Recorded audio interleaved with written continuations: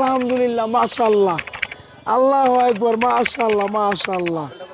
ওই কিরে, ওই কিরে, ওই কিরে, ওই কিরে, ওই কিরে, মধু মধু মধু, রসমালাই রসমালাই রসমালাই, মধু। সম্প্রতি রাজধানীর কারওয়ান বাজারে ভাইরাল হয়েছে এক তরমুজ বিক্রেতা। ওই কিরে, ওই কিরে, মধু মধু, রসমালাই রসমালাই, আরও নানা মন্তব্যে সামাজিক যোগাযোগ মাধ্যমে ভাইরাল হয়েছেন তিনি। তরমুজ বিক্রেতার এই বচনগুলো নিয়ে মেতে উঠেছে নেটিজেনরা। সম্প্রতি সামাজিক যোগাযোগ মাধ্যমে ভাইরাল এ কথাটি বিভিন্ন ভিডিও, রিলসে আর স্ট্যাটাসে জুড়ে দিচ্ছেন সকলে।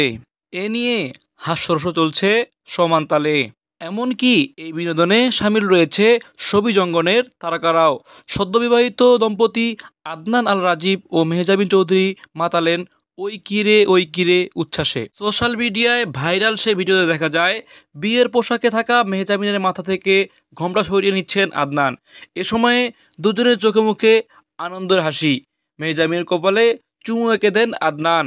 ভিডিওর ব্যাকগ্রাউন্ডে শোনা যাচ্ছে সেই তরমুজ ব্যবসায়ীর বচন, আল্লাহ তুমি ইজ্জত রাইখো, ওই কিরে, মাশাল্লাহ, আলহামদুলিল্লাহ, ওই কিরে। সামাজিক মাধ্যমের সেই পোস্টের ক্যাপশনে দুবার মাশাল্লাহ লিখেছেন আদনান।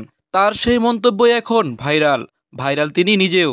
আর ভাইরাল হয়ে বিড়ম্বনায় পড়লেন সেই তরমুজ বিক্রেতা। তাকে দেখতে প্রতিদিন ভিড় জমাচ্ছেন অনেক মানুষ, ভিডিও করছেন কন্টেন্ট ক্রিয়েটররা। ভিড় দেখে ক্রেতারা সেই তরমুজ বিক্রেতার দোকান এড়িয়ে যাচ্ছেন, যে কারণে প্রায় 1.5 লাখ টাকার তরমুজ অবিকৃত রয়ে গেছে বলে জানিয়েছেন ওই তরমুজ বিক্রেতা।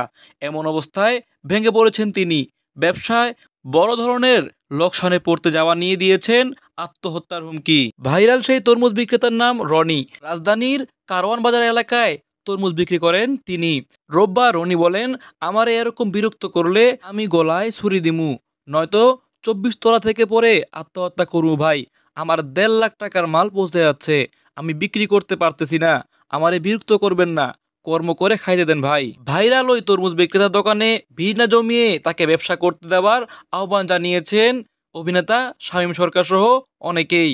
তাই কন্টেন্ট ক্রিয়েটর সহ দেশবাসী সকলের কাছে আহ্বান, আপনারা এই সাধারণ খেটে খাওয়া লোকটাকে ব্যবসা করে খেতে দেন, তাকে আর বিরক্ত করিয়েন না। নুরুল ইসলাম নয়ন, দিনাজপুর নিউজ।